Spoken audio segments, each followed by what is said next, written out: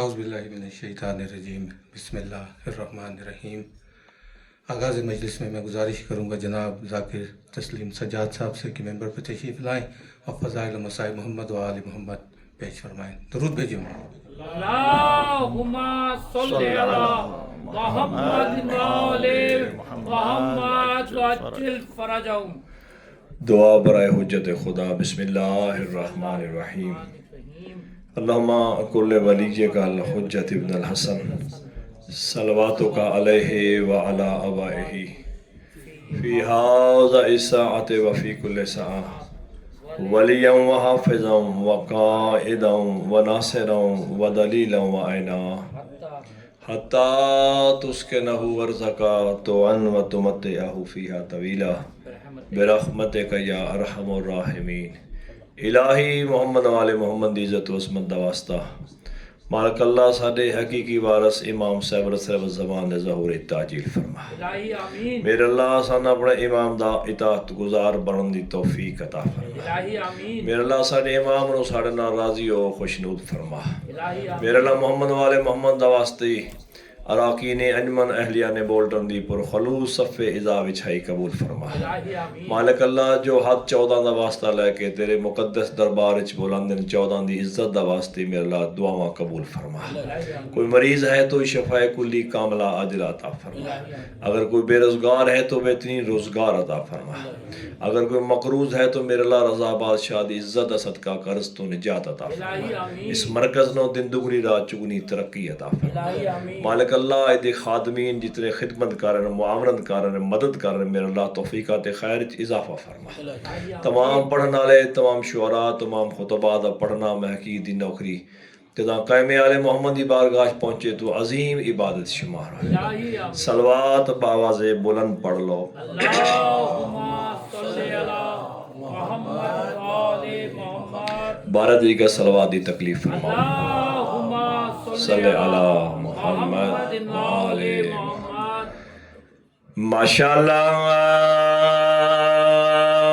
لا حول ولا قوة الا باللہ العلی العظیم۔ بسم اللہ الرحمن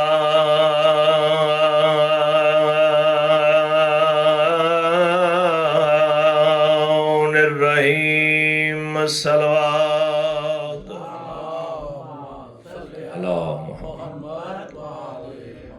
الحمدللہ رب العالمین واللہ کے باتوں لے اہل تقوی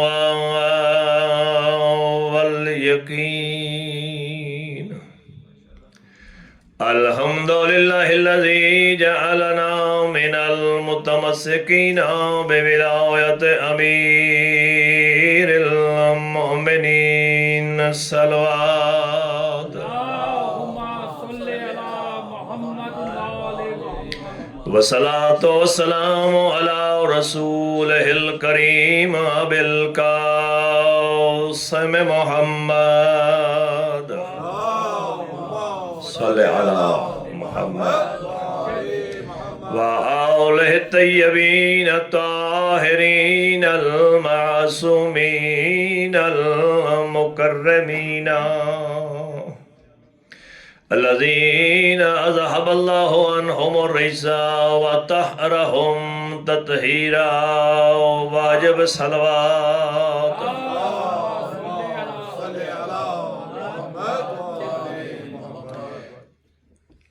جڑے بیٹھے ہو صلوات سارے واجب سمجھ کے بیک زبان پڑھو سارے۔ اللہم صلی علی محمد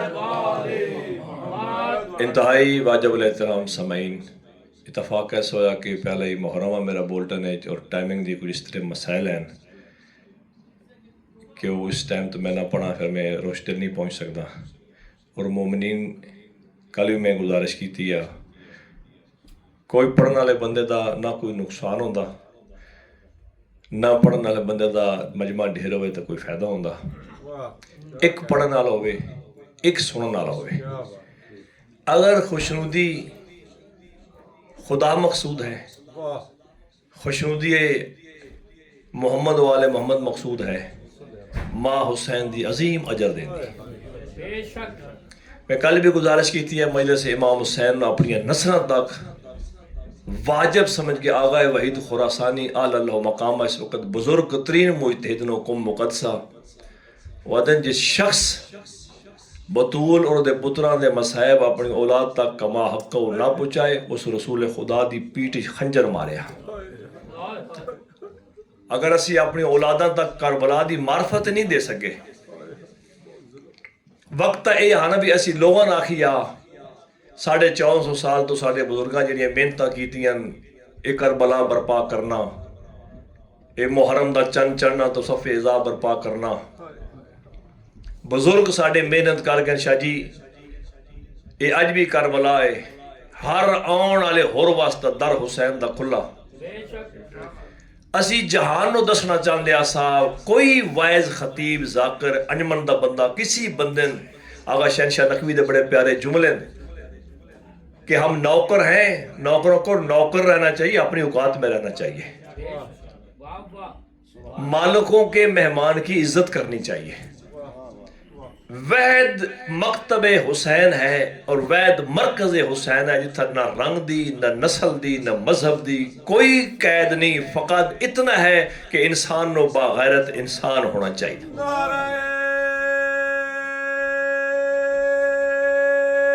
حیدری علی حسین صرف شیعہ دا نہیں حسین صرف سنیہ دا نہیں ہر او شخص شاہ جی قبلہ جیڑا گھر داخل ہوندہ تے اس نے 4 رشتیاں دی پہچان اور تمیز ہوندی ہے نا کہ اے میری ماں ہے اے میری بہن ہے اے میری بیوی ہے اے میری بیٹی ہے. جس شخص نو ان 4 رشتیاں دا تمیز اور تقدس آ جائے ہر اس شخص دے ضمیر دا مالک حسین ہے. اسی تا جہان واسطہ کوشش کر رہے ہیں بے ہر شیعن چاہیے دا 3-4 سال پہلے اٹلی میری تقریرہ بے ہر شیعہ بندہ اپنے ایک سنی دوست نو ضرور لایا کرو تاکہ انہاں لوگاں اسی دسیے بے جیڑا 28 رجب ٹریا ایک کونہ جس نانے دی قبر رونیاں چھوڑی ایک کونہ جس بد احرام تروڑن تے حج بیت اللہ دا تقدس بحال رکھیا او عزت اللہ حسین کونہ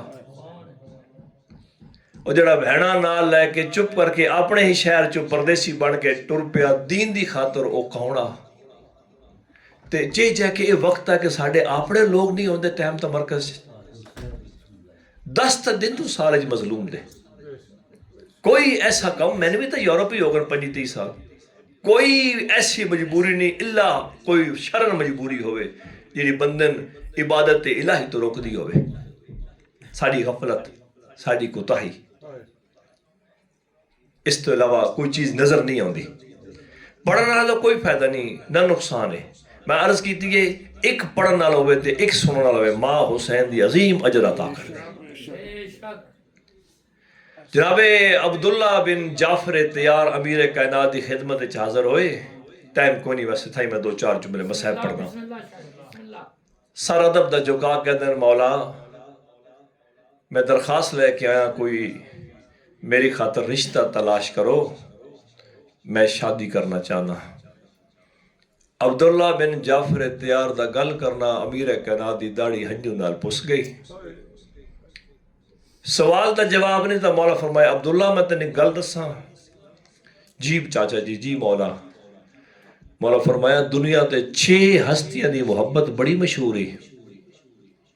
مولا او کیڑی میرا ماں باپ قربان. فرمایا پہلے ہی یعقوب دوسرا ہی یوسف. اتنی محبت آسنا اپنے پوتر یوسف نال جدہ یوسف اکھی تو اوڈر ہو گیا نا کنان دیا گلیاں وچے یوسف دا پیو جھڑ جھڑ کے دا ہائے او میرا یوسف. تو جدہ مل پہ اس پتر تے آکس بابا میں مصر دا بادشاہ بن گیا قسم با خدا قرآن دی تفسیر چو پڑھ دا پیا یوسف منہ چمکیا یوسف دا فرمائندن بادشاہ بعد اج بنیا جدہ میرے تو جدا ہے میں دس نب سب تو پہلے ترنا براما سلوک کے کیتا.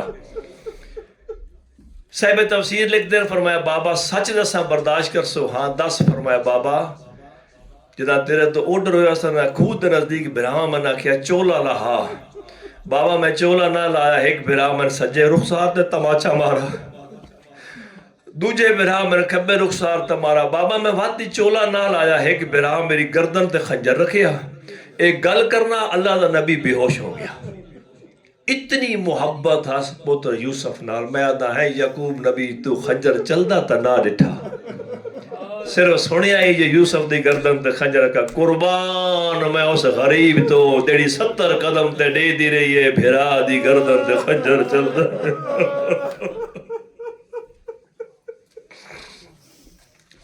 فرمایا عبداللہ دوسرا تیسری ہستی ہے محمد مصطفیٰ چوتھی زہرا اتنی کوئی محبت آئی پیو تے دھیری جداں بطول آوے آنا توڑا جو نبیان دا سلطانہ محمد مصطفیٰ اٹھی کھلوندے ہاں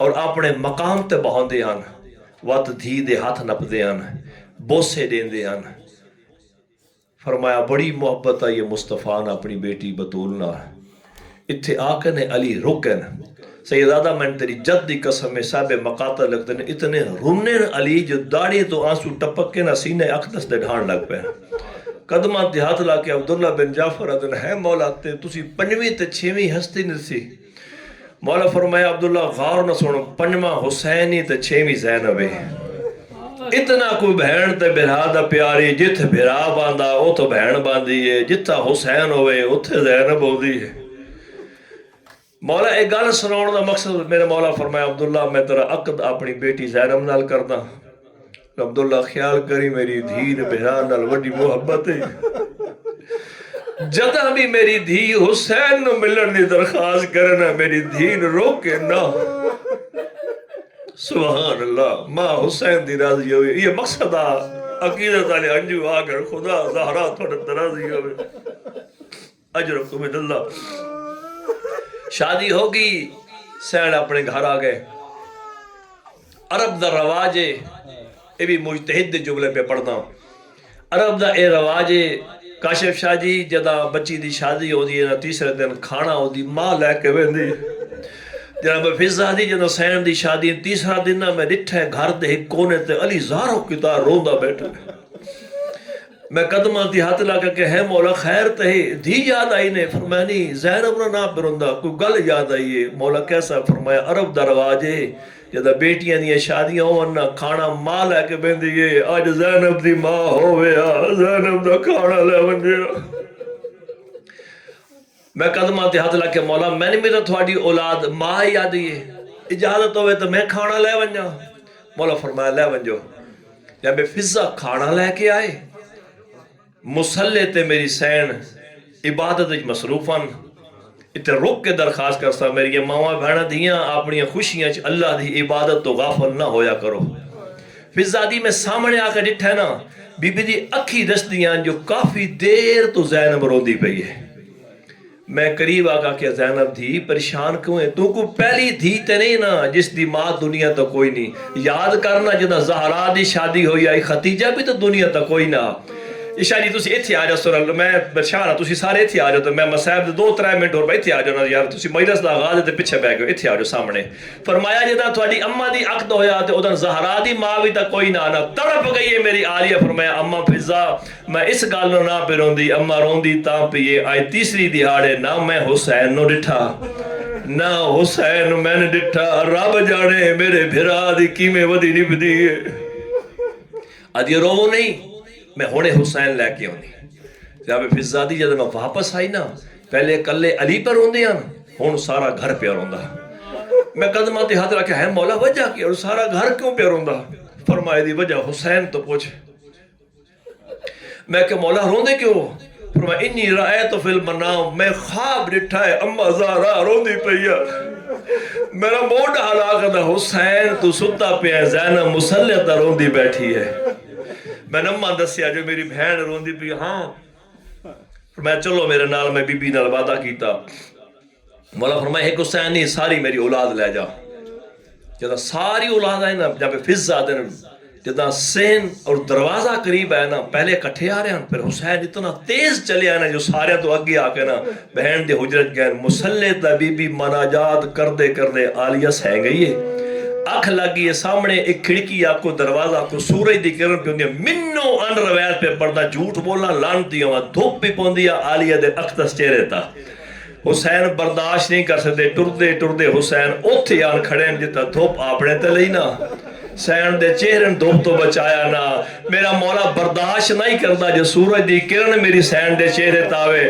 میں ہاتھ بان کے آدھا ہے مولا آج تا دھوپ دی کرن برداشت نہیں کرتا شام بازار اچ ہوئے آ جدہ ہاتھ بدے ہویا حرامی آدھن پتھر مارو باغی دیاں بہنہ آ گئیاں سبحان اللہ بڑی مقبول مجلس ہے بی بی ٹھنڈک محسوس کی تھی نا میری سین اٹھے سامنے کھڑو تو حسین نظر آیا حسین تھک پوسے حسین بڑا احسان کی تھی ہاتھ بان کے دیا حسین میں وعدے نال پیا دیا اے جملن جس دا ہائے ہر عزادار دی ہائے نکل سی میں وعدے نال پیا دا جنہ دا ذہن کربلا ہے بی بی آدھی حسین اماں دا جایا پریشان نہ ہو میں وعدے نال پیا دیا جیسا کدی دودھ دھوپ تو حسینہ تے وقت میں تیرا ادھار لہا دے ساں باندھا مٹی تے بہ گیا بہن دے سر تے ہاتھ رکھا دے نہ کر وعدہ ہو سکتا میں بھی دھوپ تو ہوئے تو چھا نہ بڑھا سکے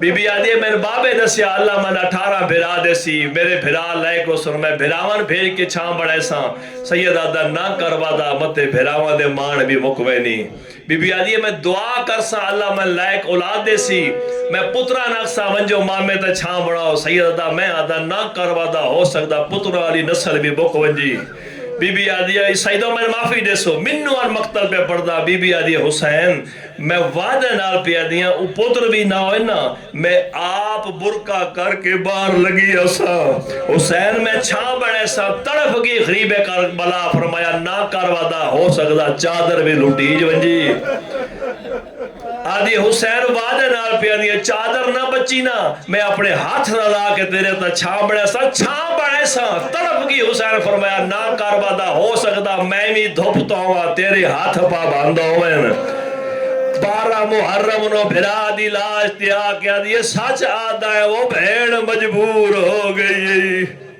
سبحان اللہ سبحان اللہ سبحان اللہ ایک دا ایک وین بائے تھائیں لسٹ تیار ہوئی شریکت الحسینہ سامنے لسٹ آئی ہے 2 ناوان حسین مولا انڈر لائن کیتا ایک جناب عالیہ ایک جناب صغرا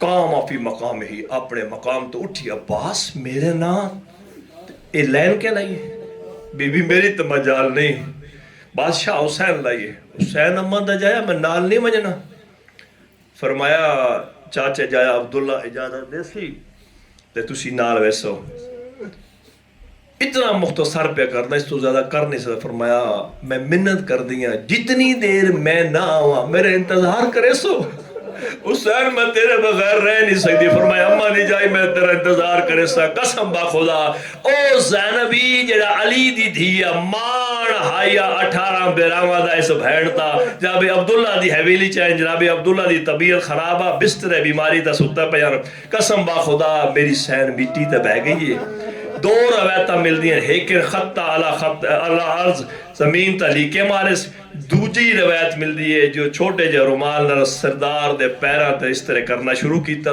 تڑپ گئیاں میری سین دیاں دھیاں آدھیاں بابا او کہیں بہار ساڑی مار ہوندی پئی ہے او ماتمیوں جناب عبداللہ اٹھین دے آئیں ڈٹھنا آلیہ زمین تلیکے بھی مار دیئے تڑپ گئی جعفر تیار دا پوتر عقل مار قادر زینبو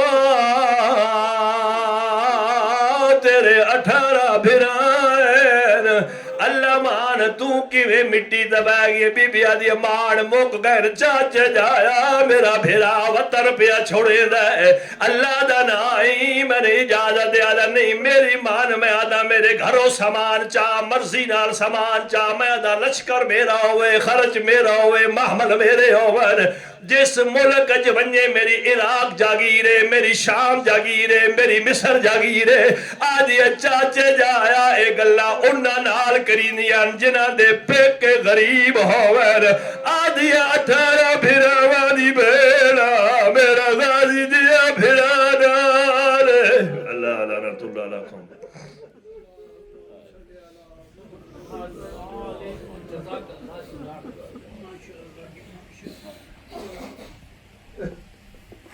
گزارش ہے جناب محمد مہدی بھائی سے کہ تشریف لائیں اپنا نذرانہ عقیدت پیش کریں درود بھیجیں محمد والے میں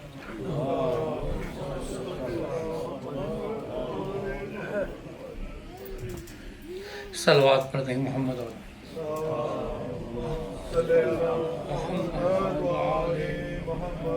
عجل فرج بہت مختصر سا وقت ہے اس میں سلام ایک امام حسین علیہ السلام پیش خدمت ہے پھر اس کے بعد آمد ماہ محرم بیان کروں گا کہ بتاؤں کیسے قرابت میری حسین سے ہے بتاؤں کیسی قرابت میری حسین سے ہے یہ منقبت مجھے تازہ ملی حسین سے ہے شمار کیسے ہو کیا کیا سخی حسین سے ہے یہ انتہا ہے کہ میرا نبی حسین سے ہے ارے سمجھ میں آتا ہے یہ کرب و بلا کا پس منظر علی سے جنگ تھی لیکن لڑی حسین سے ہے ابھی سے حر کو پیغمبر سلام کرتے ہیں ابھی سے حر کو پیغمبر سلام کرتے ہیں ابھی تو ہوئی دوستی حسین سے ہے ارے قضا بھی مار نہ چاہے تو مر نہیں سکتے حبیب تم کو ملی زندگی حسین سے ہے میں کیسے چھوڑ دوں ماتم کسی کے کہنے پر میرا وظیفہ میری نوکری حسین سے ہے اور وہ جانتے ہیں جو لاتے ہیں کربلا کا کفن وہ جانتے ہیں جو لاتے ہیں کربلا کا کفن حیات آج بھی لپٹی ہوئی حسین سے ہے حیات آج بھی لپٹی ہوئی حسین سے ہے ایک صلوات پڑھے گا محمد علی محمد بہت مختصر سا صرف 2 یا 4 بیت مرزا طویل کا ایک مرثیہ ہے کیا آمد ہلال محرم کا شور ہے ارض و سما میں شیون و ماتم کا شور ہے فوج ملائکہ میں اسی غم کا شور ہے برپائے حشر دیدہ پرنم کا شور ہے سونی قبر فاتح بدر و حنین کی آتی ہے ہر طرف سے صدا شور و شین کی ارے ماتم کہیں یہ ماتم یحییٰ ہے فزوں جو اہل دی ہیں ان کا جگر ہو گیا ہے خون بارام عالم کہکشاں بھی ہے سر نگوں پہنا ہے چرخ پیر نے ملبوس نیل کو ہر دل حزیں چشم ہر ایک گریہ ناک ہے محبوب کبریا کا گریباں بھی چاک ہے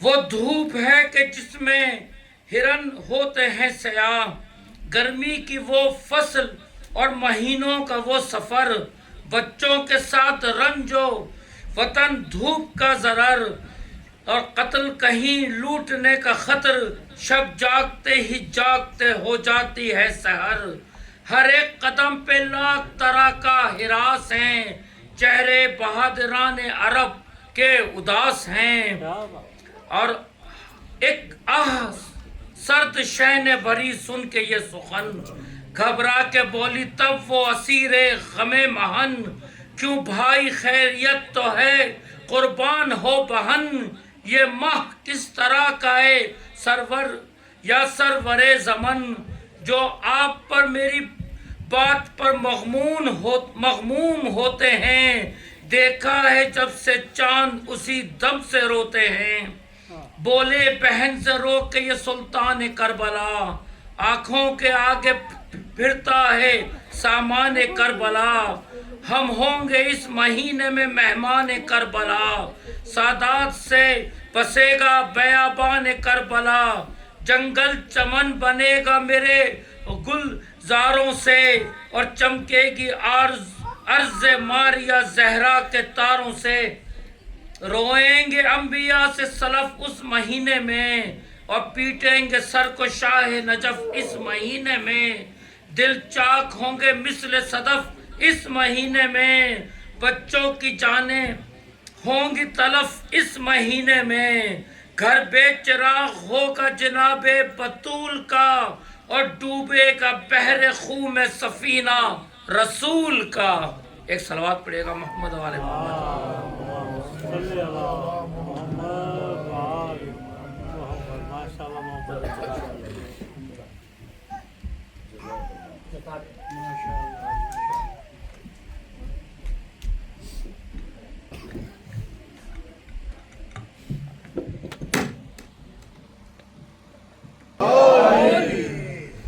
بلند ترین سلوات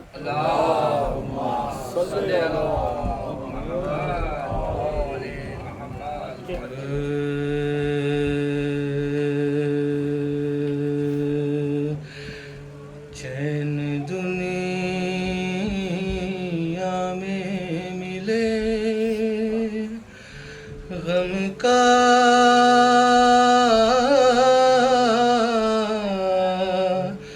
سلیقہ مل جائے، لذت عشق ملے، غم کا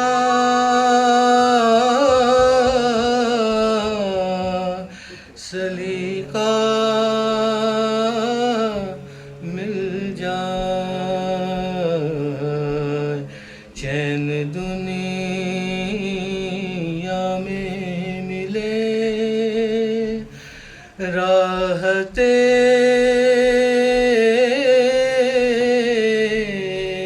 عقبیٰ مل جائے، لذت عشق ملے، غم کا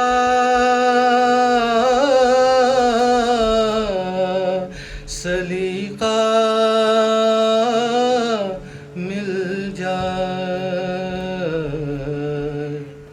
کاسائے دل یہ حاضر ہے در دولت پر، کاسائے دل یہ حاضر ہے در دولت پر،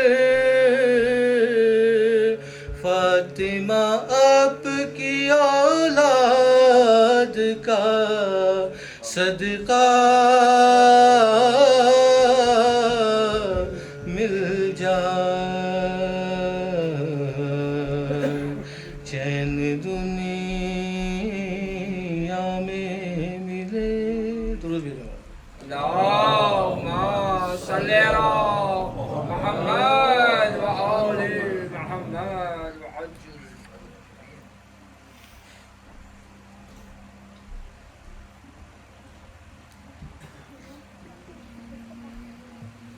مرثیہ پڑھتے ہیں امام حسین علیہ السلام کے سفر کا، اپنی طرف سے، آپ سب کی طرف سے، ہم سب کے مرحومین کی طرف سے ایک سورہ فاتحہ۔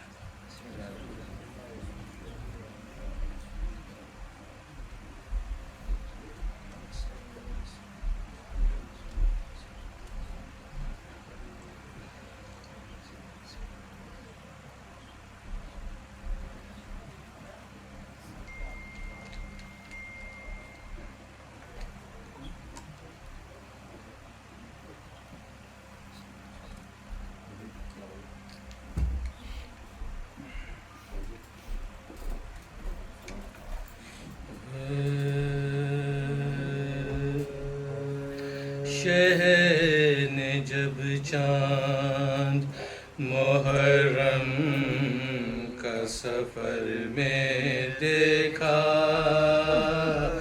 شہ نے جب چاند محرم کا سفر میں دیکھا، محضر قتل رقم ایک سطر میں دیکھا، محضر قتل رقم ایک سطر میں دیکھا، بل جبین فلک ظلم اسیر میں دیکھا، موت کو لوٹ مچاتے ہوئے گھر میں دیکھا، موت کو لوٹ مچاتے ہوئے گھر میں دیکھا، سرخی خون شفق قلب کو برمانے لگی، شام عاشور کی تصویر نظر آنے لگی، شام عاشور کی تصویر نظر آنے لگی، اسپ کو روک کے پڑھنے لگے رویت کی دعا، زندگی بھر سے نرالی تھی یہ حضرت کی دعا، وسعت رزق نہ مفہوم نصیحت کی دعا، حق سے ایک عرض میں کرتا ہوں شہادت کی دعا، حق سے ایک عرض میں کرتا ہوں شہادت کی دعا، صبر وہ بخش کے تاروز جزا دھوم رہے، حشر تک نام میرا سید مظلوم رہے، حشر تک نام میرا سید مظلوم رہے، کچھ میرے واسطے ایسا ہو مبارک یہ ماں، صدق اسلام پہ جاؤ جاؤ میرے عزت و جا، فدیہ راہ رضا دے لقب خون میں تن غرق ہو، خشکی میں سفینہ ہو تباہ، خون میں تن غرق ہو، خشکی میں سفینہ ہو تباہ، قید ہوں اہل حرم گھر کی صفائی ہو جائے، سب ستم ہو مگر امت کی بھلائی ہو جائے، سب ستم ہو مگر امت کی بھلائی ہو جائے، قتل ہو جب میرا لشکر نہ جلا لائے مجھے، سب عزیزوں کے کٹے سر نہ جلا لائے مجھے، خون میں ڈوبے علی اکبر نہ جلا لائے مجھے، تڑپے ہاتھوں پہ جو اصغر نہ جلا لائے مجھے، تڑپے ہاتھوں پہ جو اصغر نہ جلا لائے مجھے، پھول مرجھائے میرا شکر بجا لاؤں میں، آپ ننھی سی لحد کھود کے دفناؤں میں، آپ ننھی سی لحد کھود کے دفناؤں میں، نکلے ارماں جو زباں پیاس سے باہر نکلے، سامنے آنکھوں کے جان جانے علی اکبر نکلے سامنے آنکھوں کے جانے علی اکبر نکلے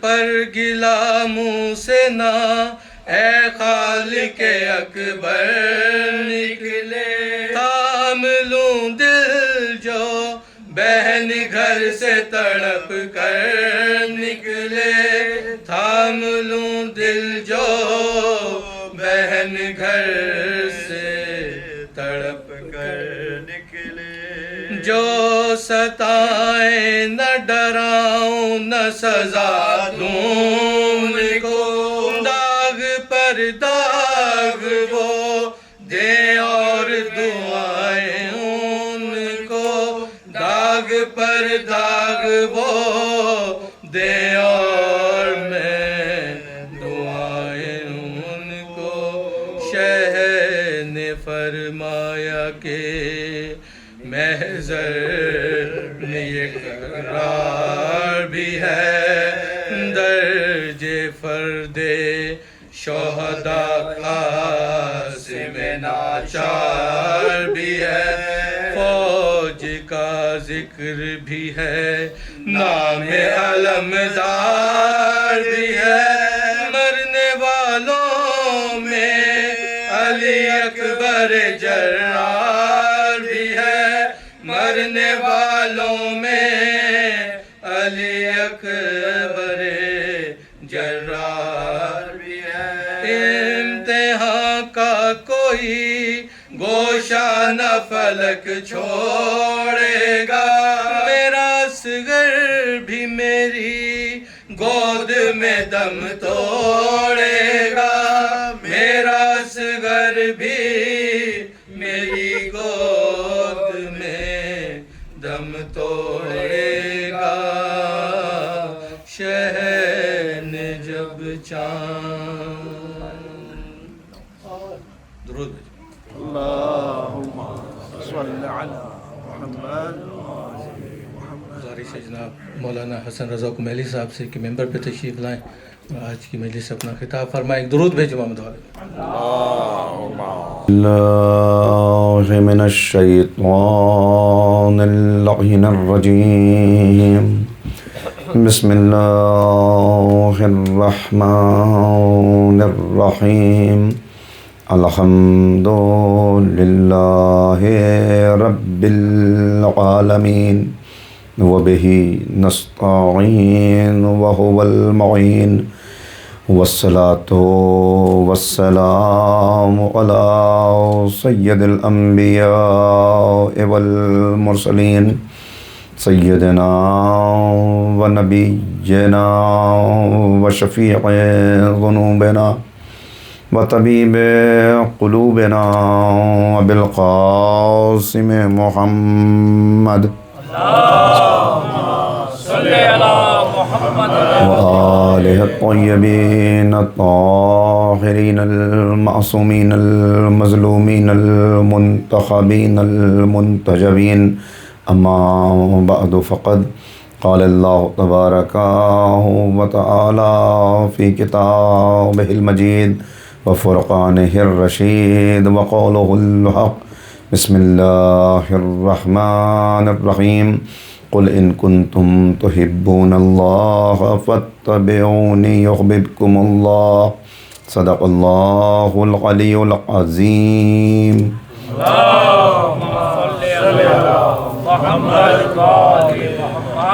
بزرگان محترم و نوجوانان عزیز، عشق اہل بیت کے تقاضے موضوع گفتگو ہے اور یہ فکر و بحث کا دوسرا مرحلہ ہے۔ کل جو باتیں میں نے آپ کی خدمت میں عرض کی اس کا مغز اور ماحصل چند جملوں میں دہرا کے گفتگو کو آگے بڑھایا جائے۔ میں نے آپ کے سامنے کل یہ گزارش کی کہ دنیا میں ہر انسان یہ چاہتا ہے کہ وہ کامیاب ہو اور اس کے پیارے بھی کامیاب ہوں، اس کے اپنے بھی کامیاب ہوں۔ کامیابی کے لیے ہر انسان اپنی پوری طاقت و توانائی کے ساتھ کوشش کرتا ہے، لیکن وہ ٹھوکر کھاتا ہے، وہ پھسلتا ہے کامیابی کے صحیح مفہوم کو سمجھنے میں اور کامیابی کے صحیح معیار کو پہچاننے میں۔ حقیقی کامیابی کیا ہے، یہ قرآن کریم نے ہمیں بتایا اور ائمہ اہل بیت نے اس کے لیے بڑی عظیم قربانیاں پیش کیں کہ انسان پھسلنے نہ پائے، بہکنے نہ پائے، گرنے نہ پائے۔ حقیقت یہ ہے کہ اگر آپ غور کریں کہ یہ جو کچھ گمراہی پھیلی ہوئی تھی، اس گمراہی سے خطرہ کسے تھا؟ اس گمراہی سے خطرہ ان عظیم ہستیوں کو اور ان کی پاکیزہ نسل کو نہیں تھا، اس لیے کہ وہاں تو یطہرکم تطہیرا کے پہرے لگے ہوئے ہیں۔ سبحان اللہ۔ انہوں نے جو قربانی پیش کی، انہوں نے جو مصائب برداشت کیے، وطن چھوڑا، اولادوں کی قربانیاں دیں، جنازے اٹھائے، زخم کھائے، پیاس برداشت کی، سفر کی صعوبتیں، لاشوں پر لاشیں، زخموں پر زخم، یہ صرف اس لیے کہ 1400 سال کے بعد ہم جیسے گناہگار کہیں بیٹھے ہوئے ہوں تو انہیں صحیح راہ کو پہچاننے میں دشواری نہ ہو۔ ان کی یہ عظیم قربانیاں ہمارے لیے تھیں، اور اس نعمت پہ ہم جتنا شکر ادا کریں وہ کم ہے۔ مجھے حدیث یاد آ رہی ہے کہ معصوم نے فرمایا کہ معمولی شے نہیں ہے جو تمہیں عطا کی گئی، بلکہ من اراد اللہ بہ خیرا، اللہ جس کے ساتھ خیر کا ارادہ کرتا ہے، قذف فی قلبہ حب الحسین، اس کے دل میں حسین کی محبت داخل کر دیتا ہے۔ سبحان اللہ۔ صلوات پڑھیں محمد و آل محمد۔ تو یہ عشق اہل بیت، یہ محبت حسین، یہ کوئی معمولی تحفہ نہیں ہے، یہ کوئی معمولی نعمت نہیں ہے، بلکہ معصومین نے بار بار فرمایا، یہ حدیث پہلے بھی اس ممبر سے بیان کر چکا ہوں، بات آئی تو پھر دہرا رہا ہوں اس کو تاکہ نئے سننے والے بھی محسوس کریں اس بات کو۔ 3 معصومین سے میں نے اس حدیث کو دیکھا کہ جو فرماتے ہیں جب اپنے دلوں میں ہماری محبت کی ٹھنڈک محسوس کرو تو اپنے والدین کے حق میں دعا کرو، اپنی ماں کے حق میں دعا کرو، اس لیے کہ یہ معمولی نعمت نہیں ہے جو تم کو ملی، یہ معمولی تحفہ نہیں ہے جو تم کو ملا۔ اور یہاں اس طرف بھی متوجہ کرنا ہے، دیکھیے ہمیشہ محبت کو گرمی سے تشبیہ دی جاتی ہے۔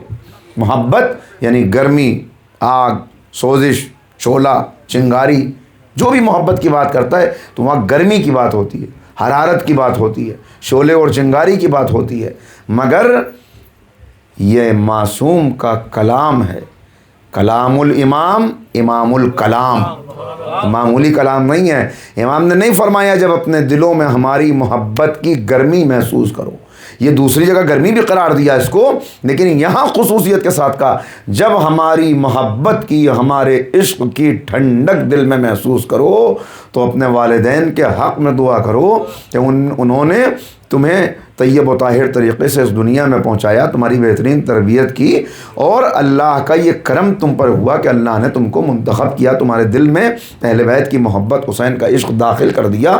کیوں محبت کو ٹھنڈک بتایا؟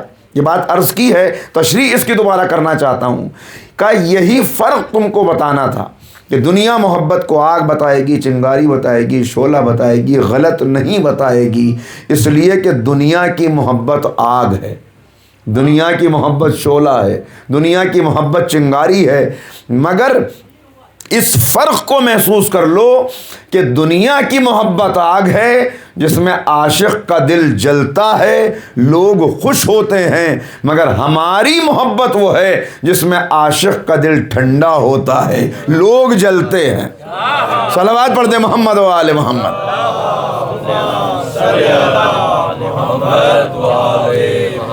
تو کہ ان عظیم ہستیوں کی محبت یہ اصل میں لٹمس ٹیسٹ ہے کہ تمہیں دین سے کتنی محبت ہے، اور تمہیں دین کی ضرورت کو تم نے کتنا محسوس کیا، اپنے آپ کو تم دین کی طرف کتنا لائے، اپنے کرداروں کو سانچے میں کتنا ڈھالا، اس کا لٹمس ٹیسٹ ہے اہل بیت کی محبت۔ یہ کیسے؟ دیکھیے بات کو بالکل آسان کرنے کی کوشش کروں تاکہ چھوٹے بچوں تک، بھائیوں تک بھی بات پہنچ جائے کہ یہ لٹمس ٹیسٹ ہے کہ اہل بیت کی محبت کتنی ہے، کیونکہ تمہیں ضرورت ہے دین کی، دیکھیے کل بات آپ کی خدمت میں عرض کر دی کہ اصل میں یہ دنیا ہے دارالامتحان، تمہیں یہاں سے گزرنا ہے کامیاب۔ کامیاب کب انسان گزرے گا؟ کامیاب وہ اسی وقت گزرے گا ہم کوئی نہ کوئی اپنی منزل تک پہنچنے کے لیے، راستوں کو طے کرنے کے لیے کوئی روڈ میپ اپنے سامنے رکھتے ہیں کہ بھئی یہاں اس اعتبار سے ہمیں چلنا ہے، کہ جو نقشہ بنائے گا، منصوبہ بنائے گا، جس سے منزل واضح ہوگی، وہ کامیابی کے ساتھ اس منزل تک پہنچے گا۔ لیکن منزل تک پہنچنے کی راہ کبھی آسان نہیں ہوتی، اس میں ہمیشہ دشواریاں ہوتی ہیں، اس میں ہمیشہ رکاوٹیں ہوتی ہیں۔ چنانچہ تمہیں کامیابی کا یہ سفر طے کرنے میں بہت سی رکاوٹوں کا سامنا کرنا پڑے گا۔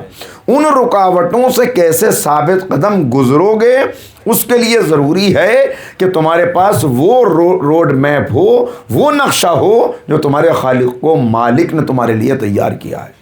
اگر اپنی بنائی ہوئی راہ پہ چلو گے تو بھٹک جاؤ گے، گر جاؤ گے، بہک جاؤ گے، اس لیے کہ نگاہ محدود ہے، فکر محدود ہے، عقل محدود ہے، تجربہ محدود ہے۔ انسان اپنے تجربے سے سیکھتا ہے، ریسرچ کرتا ہے، ریسرچ کے بعد نتیجہ کبھی کبھی بالکل صفر نکلتا ہے، بالکل زیرو نکلتا ہے۔ تو کہا کہ ہم تم کو روڈ میپ دیں گے۔ تو اب دیا اسی کا نام کہ جو قانون اس نے دیا، اسی قانون کا نام اسلام ہے، جس کے مطابق زندگی گزارنے والا کامیاب ہے۔ اب مسئلہ یہ ہے، دیکھیے جو بات میں نے کہی وہ ذہن میں رہے کہ لٹمس ٹیسٹ ہے اہل بیت کی محبت، وہ کیسے ہے؟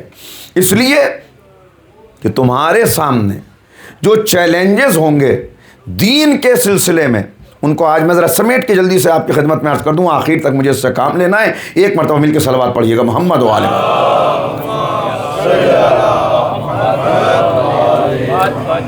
کہ دیکھو اصل کے مقابلے میں ہمیشہ نقل آتا ہے، اصل کے مقابلے میں ہمیشہ نقل، اس لیے کہ اصل ہی کی نقل کی جاتی ہے۔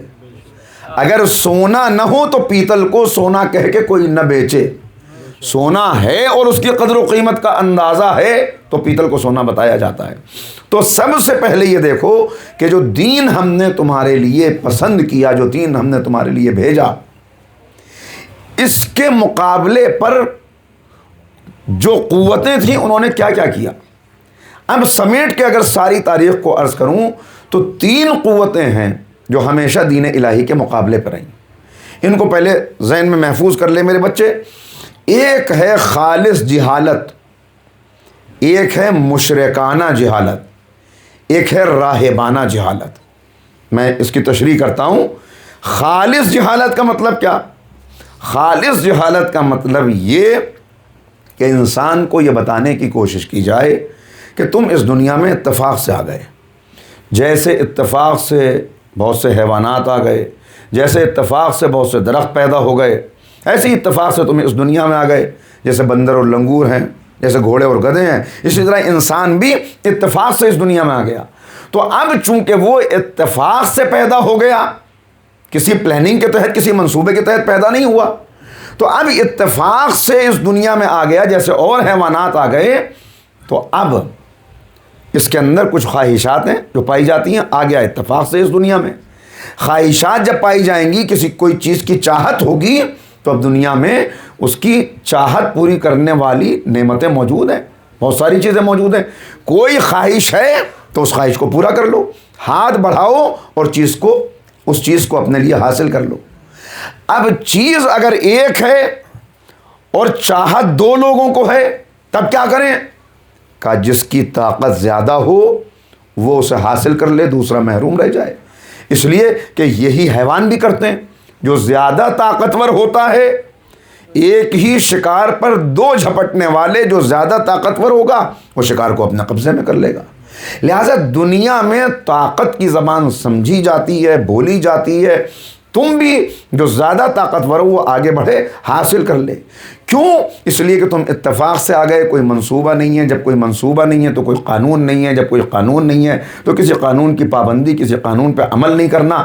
جو طاقتور ہے اس کے اوپر کوئی طاقتور نہیں ہے، کمزور کے اوپر ایک طاقتور ہے، اس طاقتور کے اوپر کوئی اور طاقتور ہے، لیکن جو سب سے زیادہ طاقتور ہے اسے یہ حق ہے کہ وہ حکومت کرے، اسے یہ حق ہے کہ وہ دوسروں کو ایکسپلائٹ کرے، اس لیے کہ اسے کسی کو جواب نہیں دینا، اس کے اوپر کوئی طاقتور نہیں ہے۔ لہٰذا جو طاقتور ہوگا وہ اپنی طاقت کو بڑھانے کے لیے اور اپنے ہم خیال پیدا کر لے، فوج بنا لے، لشکر بنا لے، دولت جمع کر لے، اور اس کو حق ہوگا کہ وہ اپنی طاقت جب تک برقرار رکھ سکتا ہے تب تک دوسروں پر حکومت کرے، اس لیے کہ نہ کوئی جواب دہی ہے، نہ کسی کے سامنے حاضر ہونا ہے، نہ کوئی قانون ہے کہ جس کی پابندی کرنی ہے۔ اب چونکہ دوسروں کو اسے اپنے لیے استعمال کرنا ہے تو طاقتور ہے تو اسے حق ہے کہ قانون بھی خود بنا لے۔ قانون اس نے خود بنا لیا تو اب قانون چونکہ بنایا اس نے ہے تو بنائے گا اپنے لیے بنائے گا تو ظاہر ہے کہ اس میں فائدہ ہے، جس میں اس کا فائدہ ہوگا وہی قانون بنائے گا۔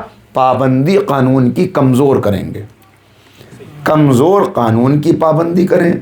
طاقتور کے لیے کوئی قانون نہیں ہے، اس کو جواب کسی کے آگے دینا نہیں، دیکھیے غور رکھیے کہ کرتے رہیے گا، دینا نہیں ہے، اتفاق سے اس دنیا میں آ گیا، لہٰذا بس جیسے یہ زندگی گزر جائے، جس طرح یہ کاروان آگے بڑھ جائے، بائی ہک اور بائی کروک اپنی مرضی حاصل کرتے جاؤ، اپنی خواہشات کو پورا کرتے جاؤ۔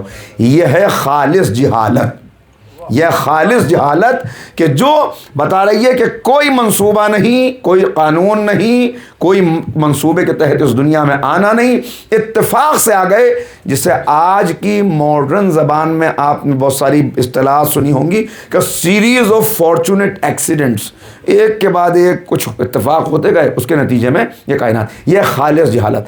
اب اس کے بعد ایک دوسری طاقت، ایک دوسرا نظریہ، ایک دوسری فکر ہے جو دین کے مقابلے پر ہے۔ دیکھیے یہی تینوں طاقتیں ہمیشہ رہیں اور آئندہ بھی رہیں گی۔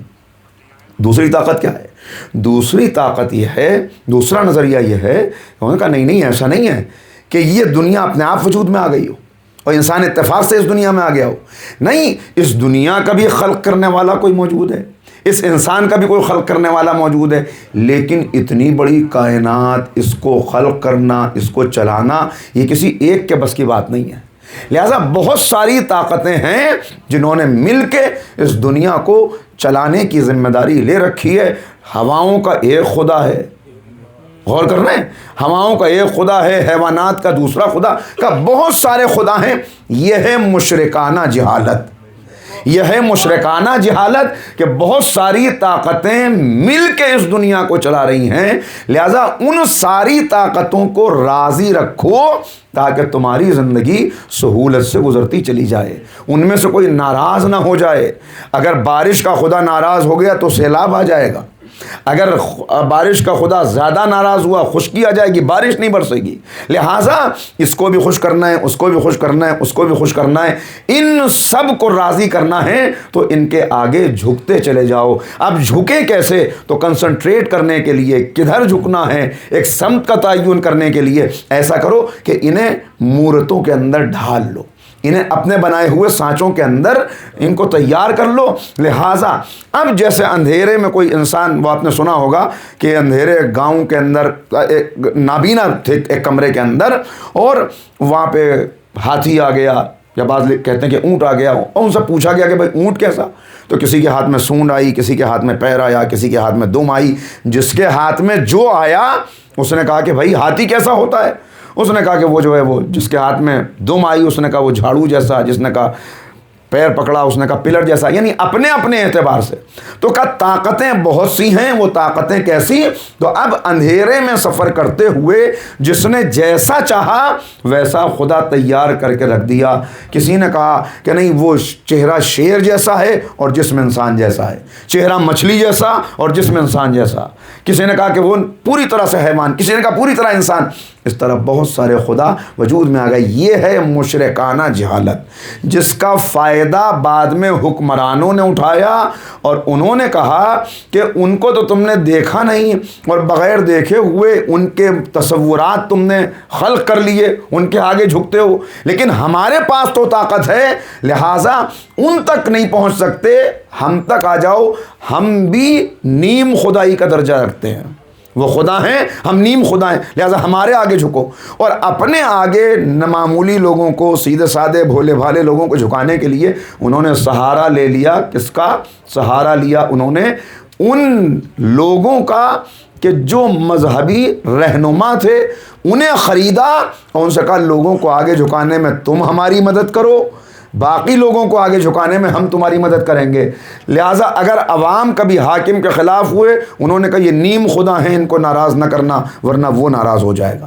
اور اگر یہ کبھی ان کے خلاف ہوئے حکمرانوں مذہبی رہنماؤں کے، تو انہوں نے کہا یہ اس کے نمائندے ہیں، ان کو ناراض نہ کرنا. تو اس طرح یہ مل کر، یہ مذہبی رہنما اور حکمراں مل کر اس مشرکانہ جہالت کے پرچم کو آگے بڑھاتے گئے. یہ ہوئے دو نظریے. گھبرائے نہ ہو تو تیسرا نظریہ بیان کروں. صلوات پڑھے محمد والے.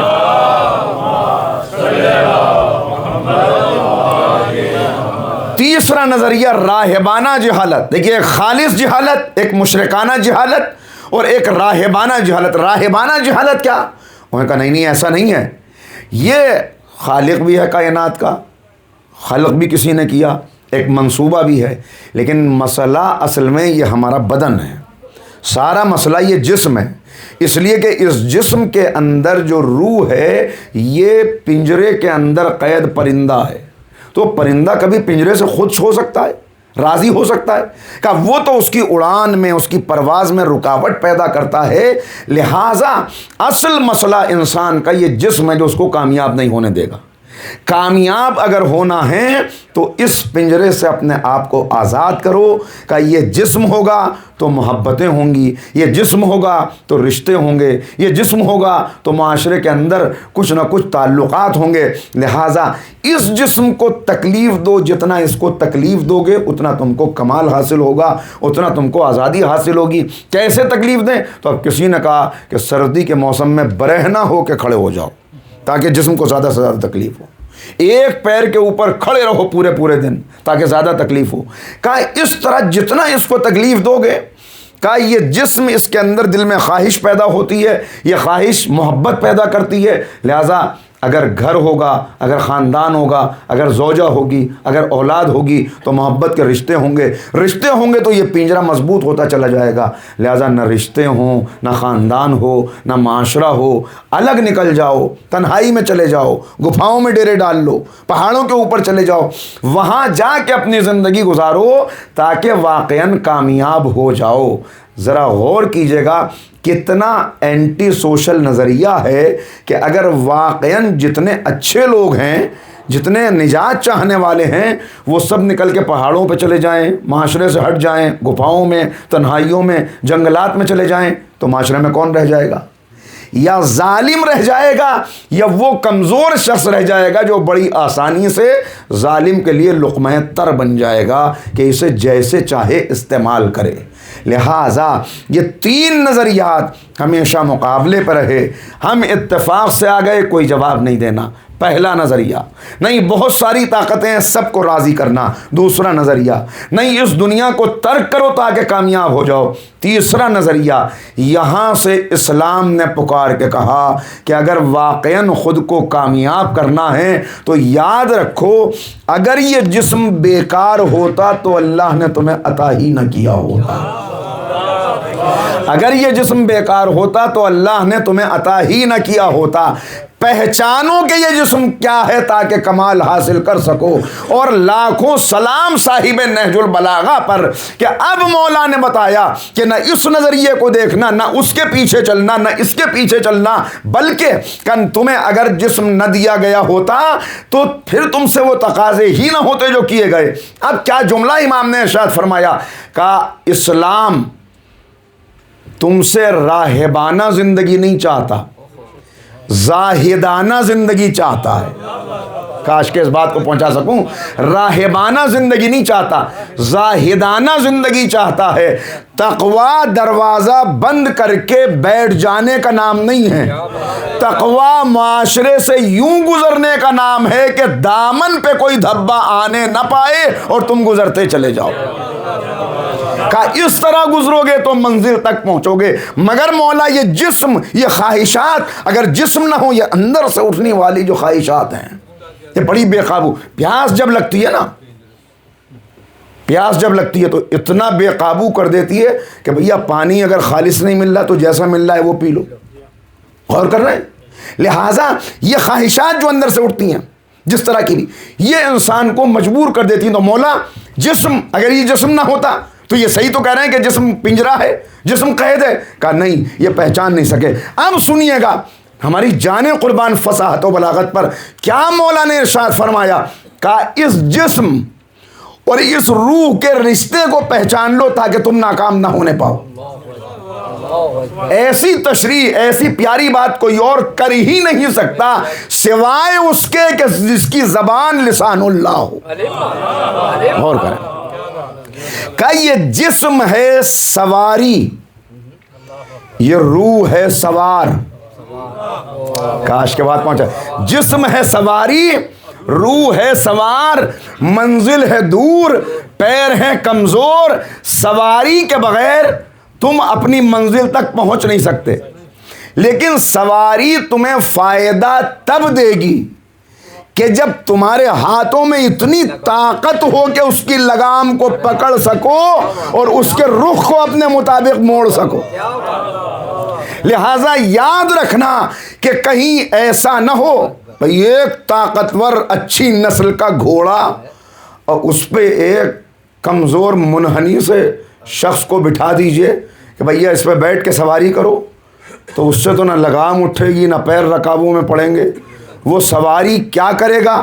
2-4 قدم آگے بڑھے گا، اس کے بعد کہیں نہ کہیں لے جا کر وہ زمین پہ پٹخ دے گا۔ تو کہا کہ تم کامیابی کا مرحلہ تبھی طے کر سکتے ہو کہ یہ خیال رہے کہ اتنا یاد رکھنا یہ سواری اتنی طاقتور نہ ہو جائے کہ سوار کی گرفت سے نکل جائے، اور سوار اتنا کمزور نہ ہو جائے کہ سواری کو قابو میں نہ رکھ سکے۔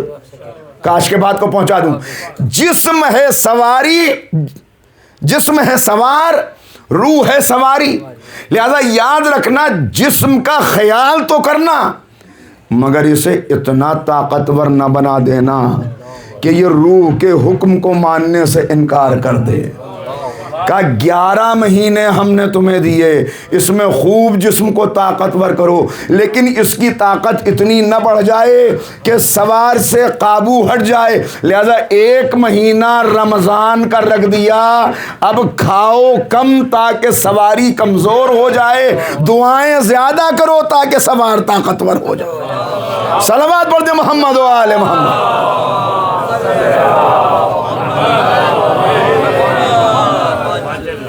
لہذا کا یہ 3 نظریے ہیں جو ہمیشہ مقابلے پر رہیں گے، تمہیں ان کا مقابلہ کرتے ہوئے اپنی منزل تک پہنچنا ہے۔ خیال رکھنا جس دن تم اپنے آپ کو پہچان گئے، من عرف نفس فقط عرف ربہ، جس نے اپنے آپ کو پہچان لیا اس نے اپنے رب کو پہچان لیا۔ لہذا زاہدانہ زندگی لاؤ، راہبانہ زندگی نہ لاؤ۔ زاہدانہ زندگی تم کو کامیاب نہیں، اور آسانی سے معصوم نے اس کو بتایا، کیا کہنے معصوم آئے ہی ہیں آسان کرنے کے لیے باتوں کو۔ کہ دیکھو یہ زندگی ہے دریا، یہ زندگی ہے دریا، یہ دنیا ہے دریا، یہ زندگی ہے کشتی، جانا ہے اس کنارے پر، کنارے تک پہنچ نہیں سکتے کشتی میں سوار ہوئے بغیر۔ اور کر رہے تو زندگی کی کشتی کو دنیا کے سمندر میں ڈال دو تاکہ نجات کے ساحل تک پہنچ سکو۔ پھر جملہ دوہرا رہا ہوں، دنیا کے دریا میں زندگی کی کشتی کو ڈال دو تاکہ نجات کے ساحل تک پہنچ سکو، مگر اتنا یاد رہے کہ کشتی پانی میں چلتی ہے، کشتی پانی میں چلتی ہے۔ اگر کشتی پانی میں رہے گی تو کنارے تک پہنچا دے گی، اگر پانی کشتی میں آ جائے گا تو غرق ہو جائے گی۔ کہ یہی دنیا اور زندگی کا رشتہ ہے کہ دنیا سے گزرنا مگر دنیا کو یوں اپنے اندر نہ آنے دینا کہ کشتی پانی سے بھر جائے اور غرق ہو جائے اور تم منزل تک پہنچ نہ سکو۔ صلوات پڑھ دے محمد و آل محمد۔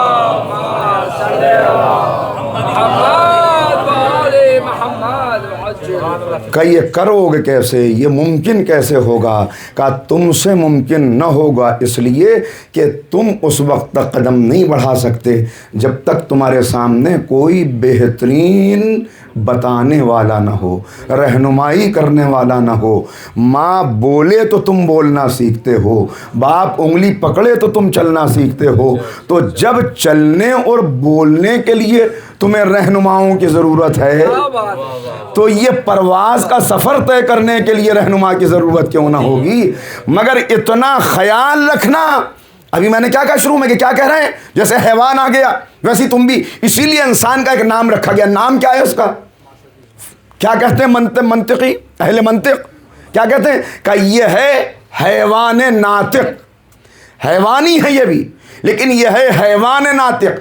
اب ارباب فہم و دانش ہیں، اتنی دیر جو آپ کو تھکایا ہے اس کا نتیجہ ایک جملے سے نکالنا چاہ رہا ہوں آخری آدمی تک۔ یہ یاد رکھنا کہ تم ناکام ہو جاؤ گے 100% اگر ان کی ہمسری شروع کر دی جن کی پیروی کرنا ہے۔ تم ناکام ہو جاؤ گے 100% اگر ان کی ہمسری شروع کر دی جن کی پیروی کرنا ہے۔ اگر بیٹا باپ کا باپ بننے لگے،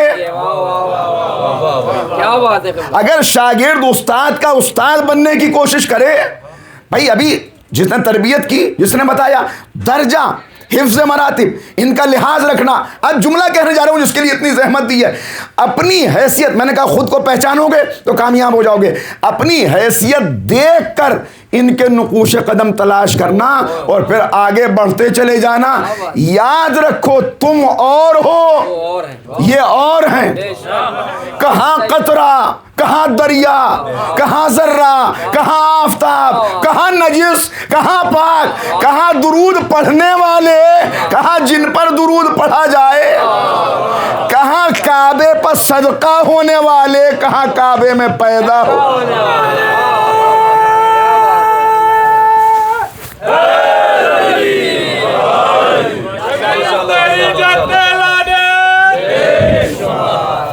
لہٰذا یہ یاد رکھنا کہ یہ سفر کامیابی کا، کمال کا، یہ راہ عشق و وفا تم طے نہیں کر سکتے جب تک تم سچے عاشق نہ بن جاؤ۔ اور عاشق سب سے پہلے خود کو پہچانتا ہے، اور خود کو پہچان کر جب تک وہ خود کو کچھ سمجھتا رہے کہ میں بھی کچھ ہوں، تب تک وہ عاشق بنتا ہی نہیں ہے۔ عاشق بنتا ہی اس وقت ہے کہ جب خود کو فنا کر کے بقا کی راہ میں آگے بڑھ جائے۔ جب تک اپنی ہستی کو مٹا نہ دے تو اپنی حیثیت کو، جملہ تو میں نے ابھی بھی نہیں کہا، جملہ تو اب آ رہا ہے، اپنی حیثیت کو پہچان کے قدم بڑھانا۔ تم اور ہو، وہ اور ہیں۔ تم حیوان ناطق ہو، وہ قرآن ناطق ہے۔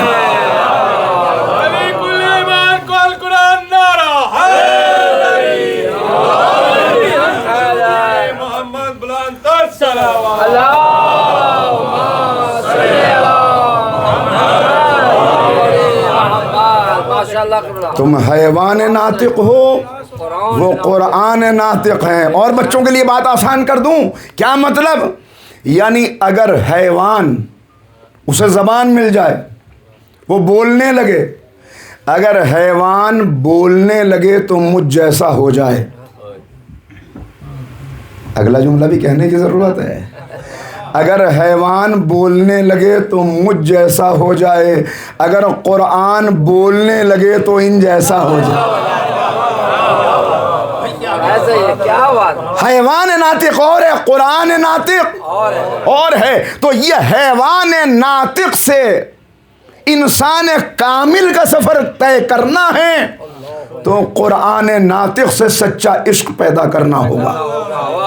اور اب میں نے آپ کی خدمت میں بات عرض کی کہ قانون وہ بھیجے گا، اس قانون کے مطابق زندگی گزارو گے تو یہ حیوانیت کے دائرے سے نکلو گے، ورنہ تمہیں بھیجا کیوں؟ یہ کل عرض کر دیا، الذی خلق الموت والحیات لیبلوکم ایکم احسن عملا۔ اس عالم و رنگو میں ہم نے تمہیں کیوں بھیجا؟ امتحان کے لیے، آزمائش کے لیے، دیکھا جا سکے تم میں۔ اچھا یہاں بھی ذرا سی نزاکت ہے، تقاضا کس چیز کا ہے؟ حسن عمل، غور کر رہے ہیں، ارباب فہم و دانش موجود ہیں. حسن عمل کا تقاضا ہے، کثرت عمل کا تقاضا نہیں ہے. حسن عمل کا تقاضا ہے، کثرت عمل کا تقاضا نہیں ہے. کتنے حج ہیں، کتنے روزے ہیں، کتنی نمازیں ہیں، کتنے سجدے ہیں، یہ مت بتاؤ، یہ مت بتاؤ کہ کتنے ہیں، اس لیے کثرت عمل نہیں پوچھی، حسن عمل پوچھا ہے. اے پروردگار حسن عمل کیوں؟ بھائی کثرت عمل ہونی چاہیے. ترازو میں جتنا زیادہ رکھا جائے اتنا پلہ جھکتا ہے، لہذا جس کے زیادہ سجدے ہوں. کہا تم نے غور ہی نہیں کیا، ہم نے اس دنیا میں جو زندگی تمہیں دی ہے وہ مہلت عمل ہے. کاش کے بات پہنچا سکوں، یہ مہلت عمل ہے. اگر سب کو ہم نے ایک ریس دوڑنے کے لیے بھیجا ہوتا، سٹارٹنگ پوائنٹ یہ ہے، فنیشنگ پوائنٹ یہ ہے، یہاں سے لے کے وہاں تک سب کو دوڑنا ہے، سب کو برابر فاصلہ طے کرنا ہوتا، سب کو مہلت عمل برابر ملتی تو ہم کثرت عمل کا تقاضا کرتے. سب کو مہلت عمل برابر ملتی تو ہم کثرت عمل کا تقاضا کرتے. مگر کسی کو رہنا ہے 20 سال، کسی کو رہنا ہے 70 سال، کوئی واپس جا رہا ہے 35 سال میں، کوئی گزار رہا ہے 100 سال. تو اب یہ کیسے ہو کہ سجدے تو اسی کے زیادہ ہوں گے جس نے زیادہ عمر گزاری، جس نے زیادہ وقت گزارا. لہٰذا ہم نے معیار ہی بدل دیا، ہم کثرت عمل نہیں دیکھیں گے، کتنی گزار کے آئے یہ نہیں، کیسی گزار کے آئے یہ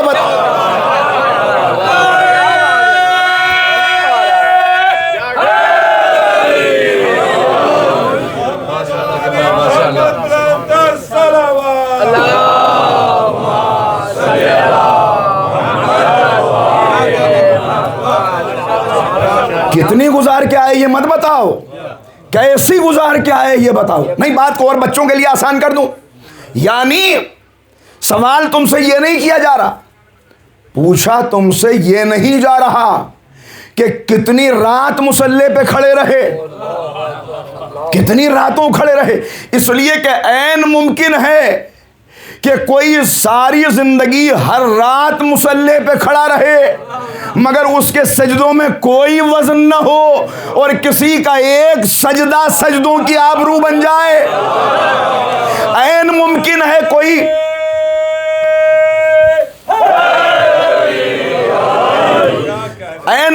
کوئی سینکڑوں برس کی زندگی گزار کے چلا آئے، جناب نوح کے برابر عمر مل جائے، مگر اس کی اس عمر کی کوئی قدر و قیمت ہی نہ ہو، اور ایک 6 مہینے کا بچہ ایسی عمر گزار جائے. این ممکن ہے کہ کسی نے لاکھوں تکبیریں کہی ہوں مگر ان تکبیروں کی کوئی قیمت نہ ہو، اور ایک 18 سال کا جوان ایسی تکبیر کہہ دے. لہذا ہم حسن عمل دیکھیں گے، حسن عمل، اور یہ حسن عمل پیدا ہوگا، کوالٹی دیکھیں گے، کوالٹی کیسی. وہ کب؟ کہ جتنا قرآن ناطق کے قریب ہوتے چلے جاؤ گے، یہ عشق جتنا تمہیں قریب. اس لیے کہ سچا عاشق ہوتا ہی وہ ہے جو معشوق کے رنگ میں یوں رنگ جائے کہ معشوق کی صفات کا مظہر بن جائے. آسان کروں گا باتوں کو ابھی. سچا عاشق جو معشوق کی صفات کو جذب کر کے صفات معشوق کا مظہر بن جائے. پہچاننا مشکل ہو، پتہ نہ چل سکے کس درجے پہ پہنچے. دیکھیے اصل مسئلہ یہ ہے کہ اس عالم رنگ و بو میں، اس عالم مادہ میں، اس عالم ہست و بود میں، یہاں کی رنگینیوں میں، چمک دمک میں ایسے ہم محو ہو گئے ہیں کہ ہم اپنی حقیقت بھی بھول گئے. ورنہ کیا ہیں ہم کیا ہیں؟ اگر اپنی قدر و قیمت معلوم ہو جائے کہ کیا ہے، معمولی نہیں ہے. معمولی، یہ بات معمولی نہیں ہے. میں نے عرض کیا اللہ جن کو منتخب کر لیتا ہے، معصوم نے فرمایا ہے، جنہیں منتخب فرما لیتا ہے اللہ، ان کے دل میں عشق حسین ڈال دیتا ہے. ان کے دل میں عشق حسین ڈال دیتا ہے. اور جب یہ عشق مل جائے تو عشق انسان کو بیٹھے نہیں رہنے دیتا. عاشق کبھی بیٹھا نہیں رہتا, عاشق کبھی سوتا نہیں رہتا. سچا عاشق گردش پرکار بن جاتا ہے. بس وہ تو ہر لمحہ یہ کوشش کرتا ہے کیسے میرا معشوق مجھ سے راضی ہو جائے, کیسے میں معشوق کے قریب سے قریب تر ہوتا چلا جاؤں, کیسے وہاں تک پہنچوں. کہا یہ ہے, ہم نے تمہارے سامنے یہ نقشے رکھ دیے, ہم نے تمہارے سامنے یہ نمونے رکھ دیے. ان نمونوں کو, ان اعلیٰ ترین انسانی پیکروں کو دیکھتے چلے جاؤ جو اصل میں اس کی صفات کے مظہر ہیں. یہ خود عاشق خدا ہیں, اور ایسے عاشق کہ معشوق کی صفات کو جذب کر کے یہ صفات خدا کے مظہر بن گئے ہیں. یہ صفات خدا کے مظہر بن گئے ہیں. دیکھیے ایک جملہ کہہ رہا ہوں, چاند کی اپنی روشنی نہیں ہوتی, چاند کی اپنی روشنی نہیں ہوتی, یہ سورج سے روشنی لے کے چمکتا ہے. سورج کی روشنی اسے رات کا ہادی بنا دیتی ہے کہ اندھیروں میں رہنمائی کرتا رہے. تم شمس سے امامت کے چاہنے والے ہو, یہ تقاضا نہیں کیا جا رہا کہ چاند بن جاؤ, مگر ایسے چراغ تو بن جاؤ کہ جو اندھیروں سے لڑتا رہے. صلوات پڑھ دے محمد و آل محمد.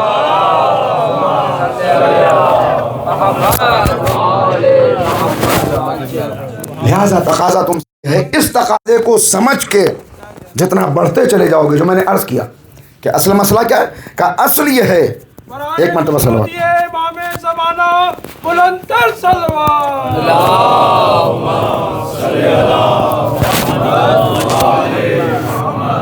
محمد و آل محمد بلندتر صلوات.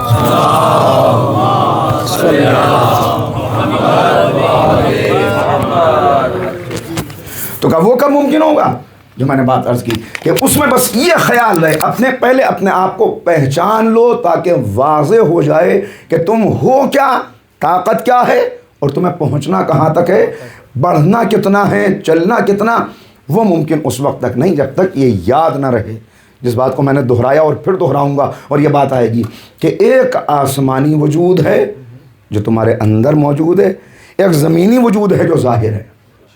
یہ زمینی وجود کل کی بات یاد ہے 6 کیفیتوں سے گزرتا ہے.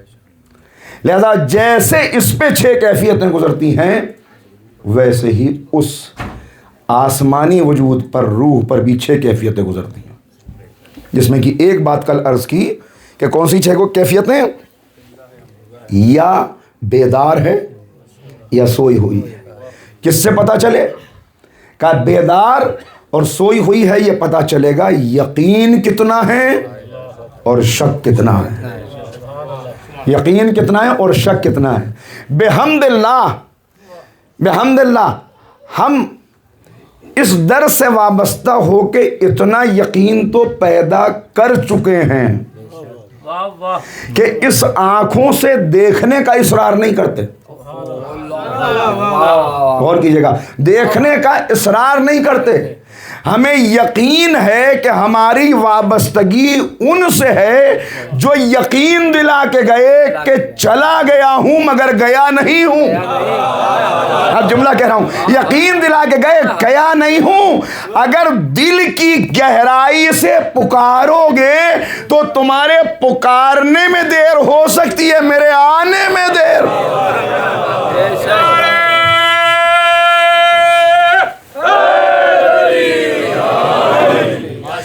کا دوسری کیفیت اس روح کی وہ یہ ہے کہ یہ معلوم ہو تمہیں کہ بیمار ہے یا صحت مند ہے. یہ کیسے پتہ چلے گا کہ بیمار ہے یا صحت مند ہے؟ کہ اس کے لیے بھی مشکل نہیں ہے, نبضوں پہ پھر ہاتھ رکھو اور دیکھو. صرف یہ دیکھتے چلے جاؤ کہ زندگی شعور کے عالم میں گزر رہی ہے یا غفلت کے ساتھ گزر رہی ہے. شعور کے عالم میں زندگی گزر رہی تو روح بیدار, روح صحت مند. غفلت کے عالم میں گزر رہی ہے, غفلت کے عالم میں گزر رہی ہے तो बीमार रूह है। बीमार को ज़रूरत होती है कि तबीब तक लाया जाए ताकि सेहत हासिल हो जाए। शुक्र कीजिए खुदा का कि सेहत देने के लिए हज़रत ज़हरा के ये शफाखाने खुले हुए हैं जिन्हें फ़र्श अज़ाए हुसैन कहते हैं, इन्हें फ़र्श अज़ाए हुसैन कहते हैं। लिहाजा का शऊर के आलम में गुजर रही है या गफलत में। ये बात पहले भी अर्ज़ की थी, मुझे याद आ रहा है कि इसीलिए इस्लाम ने इतना ज़ोर दिया कि शऊर को मुर्दा न होने देना, गफलत को तारी न होने देना। जितनी चीज़ें, जितने अहकामात रखे उनको सामने रख लीजिए। जिस जिस चीज़ का हुक्म दिया उसको करते चले जाओ, शऊर बेदार रहेगा। जिस जिस से रोका उससे रुकते चले जाओ, गफलत से महफूज रहोगे। वो ग़िज़ाएं न खाना जिनसे शऊर मुर्दा हो जाए, वो चीज़ें न पीना जिनसे शऊर मुर्दा हो जाए, वो लिबास न पहनना जिससे शऊर मुर्दा हो जाए, उस माहौल में न रहना जहाँ शऊर मुर्दा हो जाए। शऊर को परवान चढ़ाने के लिए शऊर को। तीसरी बात, बस अभी मुख्तसर कर रहा हूँ इसलिए कि वक्त महदूद है, बाकी इंशाअल्लाह आइंदा तशरीह करूँगा एक दो चीज़ों की। तीसरी चीज़, जिस्म या जिंदा है या मुर्दा है। इसी तरह रूह या जिंदा है या मुर्दा है। कैसे पता चले कि जिंदा है या मुर्दा? का फिर रखो नब्ज़ों पे हाथ, का गौर करते चले जाओ। अगर जिंदगी इल्म के साथ गुजर रही है तो रूह जिंदा है, अगर जिंदगी जहालत के साथ गुजर रही है तो रूह मुर्दा है। तो तीन बातें हुई, इल्म, शऊर और कल की बात याद है, यकीन। यकीन कितना है ये तय करेगा बेदारी है। शऊर कितना है ये तय करेगा कि सेहत है। इल्म कितना है ये तय करेगा कि जिंदा है। अब सवाल ये है कि अगर इल्म ये तय करेगा कि जिंदा है या मुर्दा, तो ये भी तो समझा जाए कि इल्म कहते किसको हैं। अगर इल्म ये तय करेगा कि रूह जिंदा है या मुर्दा, तो जितने दुनिया में बड़े बड़े स्कॉलर्स हैं जिन्होंने 3-3 PhD की हुई हैं, उनसे ज़्यादा तो रूह जिंदा किसी की नहीं है। गौर कर रहे हैं? उनसे ज़्यादा किसकी जिंदा? इसलिए कि कौन कैसी यूनिवर्सिटी, उसमें प्रोफेसर, उसमें साइंटिस्ट, यहाँ वहाँ, तो मालूम कैसे हो? का बस यहीं पे गौर करना कि पहले पहचानना कि इल्म कहते किसे हैं। तुम्हें यह मालूम हो कि इल्म कहते किसे हैं ताकि धोखा ना खाने पाओ। देखिए, एक जुमला मैं बार बार कहता हूँ, पता नहीं यहाँ से बयान किया या नहीं, कि इल्म किसी बड़ी यूनिवर्सिटी से डिग्री हासिल कर लेने का नाम नहीं है। आपने ये बातें बहुत सुनी और ये जुमले आते हैं और आजकल बहुत ज़्यादा कि भाई इल्म है जो इनकलाब लाएगा, इल्म है जो तुमको कमाल तक पहुंचाएगा, इल्म है जो कौमों को ज़िंदा रखेगा, लिहाजा इल्म हासिल करो। हैं ये बातें, मगर मैं इख्तलाफ करना चाहता हूँ। इल्म कमाल तक नहीं पहुंचाएगा, इल्म आगे नहीं बढ़ाएगा, इल्म इनकलाब नहीं पैदा करेगा। इल्म जब अमल में ढल जाएगा, इल्म जब अमल में ढल जाएगा तब जिंदगी में इनकलाब आएगा। इल्म जब अमल में ढल जाएगा तब जिंदगी में इनकलाब आएगा। सिर्फ इल्म का होना काफी नहीं है,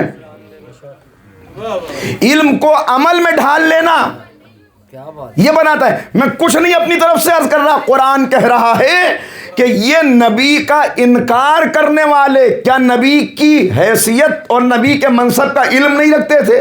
क्या नबी को पहचानते नहीं थे? क्या नहीं, इतना पहचानते थे कि कुरान कह रहा है या अरफूनहु कमा या अरफून अबनाअहुम। ये अहले किताब नबी को यूं पहचानते थे जैसे बाप बेटे को पहचानता है। तो इल्म तो था, इतना पहचानते थे जैसा बाप بیٹے کو پہچانتا ہے، لیکن اس علم پہ عمل نہیں کیا تو قرآن نے کیا کہا؟ مثل الذین حملوا التوراۃ ثم لم یحملوها کمثل الحمار یحمل اسفارا۔ علم تھا مگر عمل نہیں تھا، تو قرآن نے کہا ان کی مثال گدھے جیسی ہے جس کے اوپر بوجھ لدا ہوا ہے مگر یہ اس بوجھ سے فائدہ نہیں اٹھاتے۔ ان کے لیے کوئی فرق نہیں پڑتا کہ یہ پتھر ہیں، یہ لکڑیاں ہیں یا کتابیں ہیں، یہ ان کے لیے یہ کتابیں بس بوجھ ہے، اس لیے انہوں نے اس سے کوئی فائدہ نہیں اٹھایا۔ تو علم جب عمل میں ڈھل جائے، علم جب عمل میں، اب پھر جملہ کہنے کی اجازت چاہ رہا ہوں کہ اگر علم کو دیکھنا ہو تو قرآن دیکھ لو، علم کو عمل میں ڈھلے ہوئے دیکھنا ہو تو معصوم کی سیرت کو دیکھ لو۔ جب علم عمل میں ڈھلتا ہے تو علی ابن ابی طالب کی شخصیت سامنے آتی ہے۔ لہذا میں نے وہ بات جو ابھی کہی کہ قرآن زبان مل جائے، علم عمل میں ڈھل جائے، ہر اعتبار سے دیکھتے چلے جائیے، جتنا ذہن قریب آتے چلے جائیں گے، فکر قریب آتی چلی جائے گی، روح قریب آتی چلی جائے گی، اتنا کمال حاصل ہوتا چلا جائے گا، اتنا بلندی حاصل ہوتی چلی جائے گی۔ لہٰذا ان سے ویسی وقت تمام ہو رہا ہے، ورنہ ابھی مرحلہ آیا نہیں تھا جہاں پہ گفتگو کو روکنا تھا، لیکن اب رکتے ہوئے اس گفتگو کو یہیں پہ انشاءاللہ بات یہاں سے آگے بڑھے گی کہ بار بار جو دعوت دی جا رہی ہے، جو بات آج نہیں کہہ سکا جہاں سے بات شروع کی تھی کہ اصل میں ان کی جو محبت کا تقاضا کیا گیا، ان کا جو عشق سرمایہ حیات قرار پایا، وہ اسی لیے کہ ان کی محبت لٹمس ٹیسٹ ہے دین کی محبت کا، دین کی محبت کا۔ وہ کیسے، اس کے لیے بات آگے بڑھے گی، مگر بس دیکھنا ہو کہ واقعاً جب علم عمل میں ڈھلتا ہے تو انسان کہاں پہنچتا ہے اور اس کے نقش قدم پہ چلنے والے کہاں پہنچتے ہیں، تو پھر کہیں دور جانے کی ضرورت نہیں ہے، اپنے ذہنوں کو کربلا کی طرف لے جائے، اپنے ذہنوں کو کربلا کی طرف لے جائے، اپنی فکروں کو کربلا کی طرف لے جائیں۔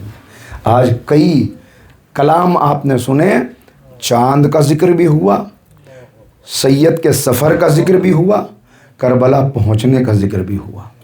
وقت تو اتنا نہیں کہ ساری باتوں کو سمیٹ سکوں، مگر اتنا کہہ کے آگے بڑھاؤں کہ رات کی مجلس آپ نے اس وقت بپا کی کہ جب یقین تھا کہ چاند ہونے والا ہے، اس وقت چاند دیکھا نہیں تھا، لیکن مجلس اسی عنوان سے تھی، اس لیے کہ ادھر چاند کا تصور پیدا ہوا، ادھر بقول شاعر ذہن میں یہ تصور آ گیا، پتہ چل گیا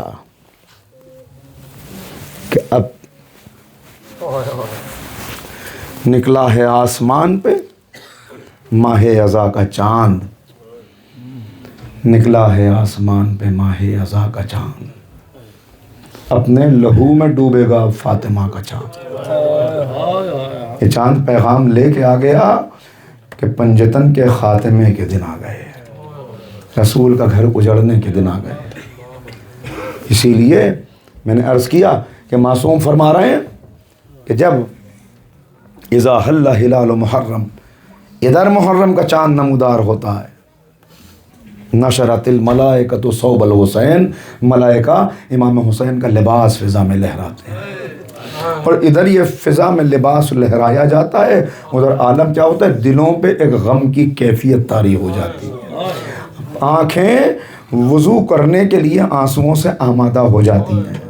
اس لیے کہ یہ چاند جب معصومین دیکھتے تھے تو عالم کیا تھا، عالم یہ تھا کہ راوی کہتا ہے کہ ہمیں چاند دیکھنے کی ضرورت نہیں پڑتی تھی، بلکہ چھٹے امام کے گھر سے ایسے رونے کی آواز آتی تھی کہ ہمیں پتہ چل جاتا تھا محرم کا چاند نمودار ہو گیا۔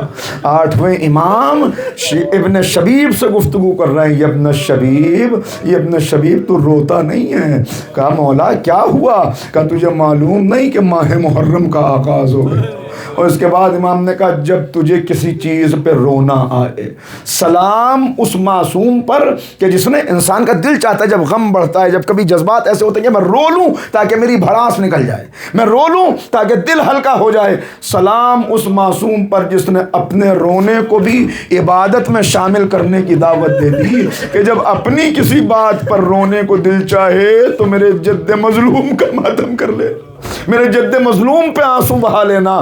وہ تصور اپنے ذہنوں میں لے آئیے کہ قافلہ مدینے سے رخصت ہو رہا ہے، ایک بھائی ہے جو بار بار آگے بڑھ کے بھائی کا دامن پکڑ لیتا ہے۔ جانتے ہیں کون ہے؟ محمد حنفیہ ہیں، جو بار بار کہتے ہیں بھائی یمن چلے جائیے، پہاڑوں کی طرف چلے جائیے، مگر کوفہ نہ جائیے گا، اس لیے کہ اہل کوفہ نے دغا کی ہے، اہل کوفہ نے وفا نہیں کی، نہ جائیے گا کوفے کی طرف۔ امام نے کہا بھائی، جب دیکھا بہت بے چین ہے محمد حنفیہ، ایک مرتبہ کہا بھائی رات خواب میں نانا تشریف لائے تھے، نانا تشریف لائے تھے، خبر دے دی ہے حسین اللہ چاہتا ہے کہ تمہیں اپنے خون میں ڈوبے ہوئے دیکھے۔ کہا اچھا اگر جانا ہے تو بہنوں کو ساتھ نہ لے جائیے، کہا اللہ چاہتا ہے اپنی راہ میں انہیں اسیر دیکھے۔ لیجئے قافلہ چلا، یہ رجب کا مہینہ ہے، یہ قافلہ 28 رجب کو نکلا، 3 شعبان کو مکہ پہنچے، 1 مہینہ 6 دن کربل مکے کے اندر قیام کیا، یہاں تک کہ 8 ذی الحجہ کو مکہ چھوڑا اور مکے سے کوفے کا رخ کیا۔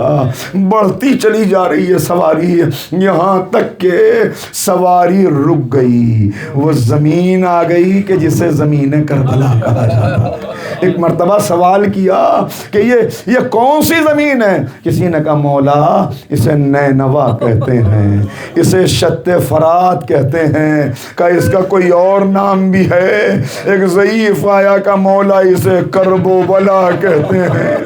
میں ایک مرتبہ کہا یہی وہ زمین ہے جہاں سواریاں رکیں گی، یہی وہ زمین ہے جہاں خیمے بپا ہوں گے، یہی وہ زمین ہے جہاں جوانوں کا لہو بہے گا، یہی وہ زمین ہے جہاں اب یہ ہماری قبریں زیارت گاہ بنیں گی۔ وعدہ گاہ آ گئی حسین کی، رک گیا قافلہ۔ کون سی زمین؟ جہاں آدم کو ٹھوکر لگی وہ زمین، جہاں نوح اپنی سواری سے گر گئے وہ زمین، جہاں حضرت عیسیٰ کو اذیت پہنچی وہ زمین۔ کون سی زمین؟ جناب عیسیٰ سے کچھ برس پہلے ایک بادشاہ تھا جس کا گزر ہو رہا تھا، اس جگہ سے گزر ہو رہا تھا، اس بادشاہ کا نام تھا القمہ، اس بادشاہ کا نام تھا القمہ۔ یہاں پہ قیام کیا، بادشاہ نے کہا رات یہیں گزاریں گے، صبح آگے بڑھیں گے۔ سو رہا تھا تو ایک خواب دیکھا کہ کوئی کہہ رہا تھا یہ وہ زمین ہے جہاں آخری نبی کے نواسے کو پیاسا ذبح کیا جائے گا۔ ایک مرتبہ زارو قطار روتا ہوا اٹھا، کہا میں نے یہ خواب دیکھا ہے کہ آخری نبی کا نواسا اس زمین پر پیاسا رہے گا، ذرا پتہ تو کرو یہاں کوئی کنواں نہیں ہے، یہاں کوئی دریا نہیں ہے۔ خبر دی سپاہیوں نے کہ یہاں سے 20 میل کے فاصلے پہ ایک دریا ہے جسے فرات کہا جاتا ہے۔ کہا اب میں آگے نہیں بڑھوں گا جب تک اس دریا سے نہر کاٹ کے اس زمین پر لے آؤں تاکہ آخری نبی کا نواسا پیاسا نہ رہے۔ ایک مرتبہ حکم دیا اپنے سپاہیوں کو، خادموں کو، نہر کھودی جانے لگی، اس فرات سے نہر کھود کے لائی گئی۔ اس نہر کو اسی بادشاہ کے نام پہ نہر القمہ کہا جاتا ہے۔ القمہ کا پانی آ گیا، بادشاہ نے شکر کا سجدہ کیا کہ میں نے پیاسوں کے لیے پانی کا انتظام کر دیا، مگر اسے خبر کیا تھی کہ پانی بہتا رہے گا، بچے پیاسے رہیں گے۔ وہی زمین ہے جہاں آقا کی سواری پہنچ گئی، ابھی سواریوں سے اترے نہ تھے، ابھی صرف بیویاں اتری تھیں کہ ایک مرتبہ فضہ پیغام لے کے آئیں، بھیا بہن نے طلب کیا ہے۔ حسین آئے، اے بہن کیا ہوا؟ بھیا جلدی یہاں سے خیمے اٹھا لو، جلدی سواریوں کو آگے بڑھاؤ۔ اے بہن ہوا کیا؟ اے بھیا جب سے میں نے اس زمین پر قدم رکھا، ہوا کا ایک جھونکا آیا، میرے سر سر سے ردا سرک گئی، اس زمین کی خاک میرے سر میں پڑی، اور اے بھیا پشت خیمہ سے کسی بی بی کے رونے کی آواز آ رہی ہے جو کہتی ہے میرا حسین، آئے میرا حسین۔ اے بہن تم نے نہیں پہچانا، یہ اماں ہیں جو جنت البقیع سے آ گئیں۔ اے بہن یہی زمین وعدہ گاہ ہے، اسی زمین پہ اب بستی بسے گی۔ لیجئے بنی اسد کے قبیلے کو بلایا، ایک مرتبہ کہا یہ زمین کس کی ہے؟ 60,000 درہم کے عوض زمین خریدی۔ اس کے بعد کہا ہم نے یہ زمین تمہیں ہبہ کر دی، ہمیں اس زمین پر رہنا نہیں ہے، 8 دن کے بعد یہاں ہمیں شہید کیا جائے گا، ہمارے لاشیں پڑے ہوئے ہوں گے، بس تم سے 3 وصیتیں، بس مجلس ختم ہوئی، تم سے 3 وصیتیں ہیں۔ پہلی وصیت یہ ہے کہ جب فوجیں یہاں سے چلی جائیں اور ہمارے لاشیں بے گور و کفن پڑے ہوئے ہوں تو ان لاشوں کو دفنا دینا۔ مردوں سے وصیت کی، پھر خواتین کو بلایا، میں فاطمہ کا لال ہوں، ہماری میتوں کو دفنانے اگر تمہارے مرد نہ آئیں تو تم پانی بھرنے کے بہانے آ جانا، خاک سے چھپا دینا۔ بچوں کو وصیت کی، اگر تمہارے والدین نہ آئیں تم آ کے مٹھی پر خاک ڈال دینا۔ میں ہاتھوں کو جوڑ کے اتنا کہوں مولا کتنی تمنا تھی کہ لاشیں عریاں نہ رہیں، بے گور و کفن نہ رہیں، مگر ہائے ظلم کربلا، ادھر سید کے جسم سے تن جدا ہوا، تن سے سر جدا ہوا، ادھر فضہ دوڑی ہوئی آئی، اے بی بی غضب ہو گیا۔ فضہ کیا ہوا؟ کہ حکم حاکم یہ ہے کہ ابھی سواریوں سے نہ اترنا، ابھی لاشوں کو پامال کرنا ہے، ابھی میتوں پہ گھوڑے دوڑنے ہیں۔ لیجئے عزادارو سننا آخری فقرے۔ پامالی کی تیاری ہوئی، کچھ لوگ آگے بڑھے، اور ہمارا سردار تھا لاشا پامال نہ ہونے دیں گے، کہا ہٹا لو۔ کچھ اور لوگ آئے، ہم اکبر کے ننیحال والے ہیں، لاشا پامال نہ ہونے دیں گے، اٹھا لو۔ ہم حبیب والے ہیں، لاشا، ارے ایک ایک کر کے سارے لاشیں ہٹ گئے۔ ایک غریب زہرا کا لاشا تھا جو پڑا ہوا تھا، نہ بدن پہ لباس تھا، نہ سر تھا، کوئی نہیں تھا جو کہتا یہ میرا کچھ لگتا ہے۔ جو سب کے لاشیں لے کے آیا تھا اس کا لاشا پڑا تھا، ایک بیٹا بیمار غش کے عالم میں، ادھر کے گھوڑے ادھر، سیعلم الذین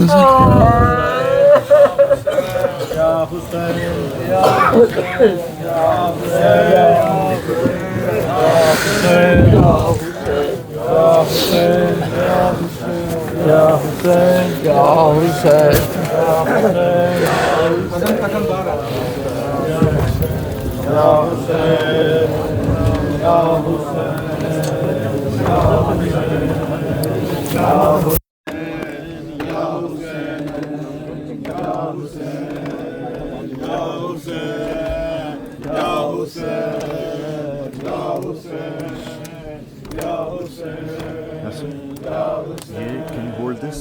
Yes. Keep it. For how long? As long as it's going on. Okay. Yeah. Assalamu alaikum.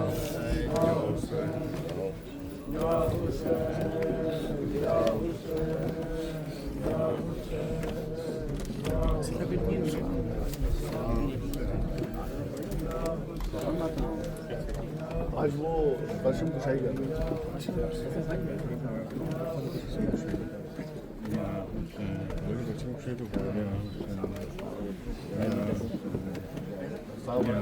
Now, yeah.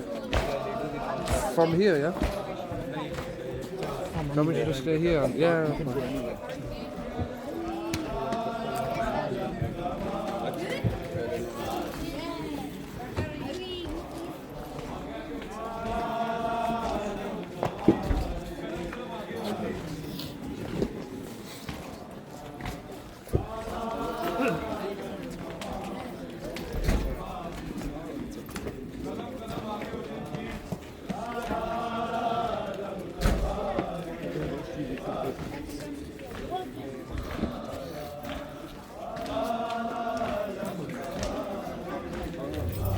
I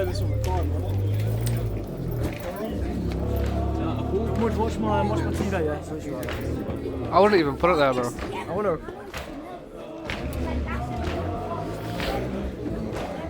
Yo, do you mind holding this? I am. You're not pre-recording the whole time.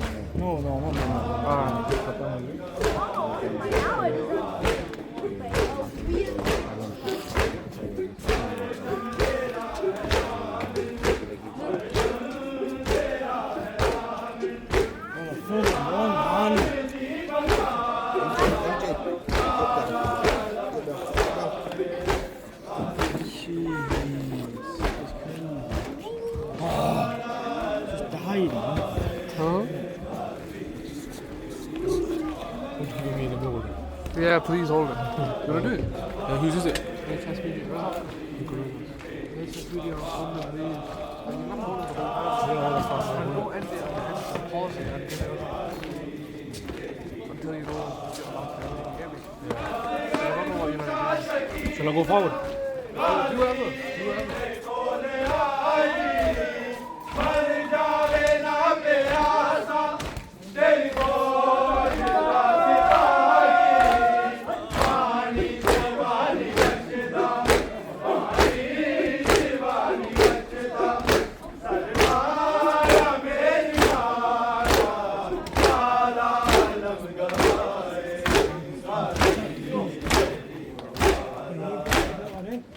Allah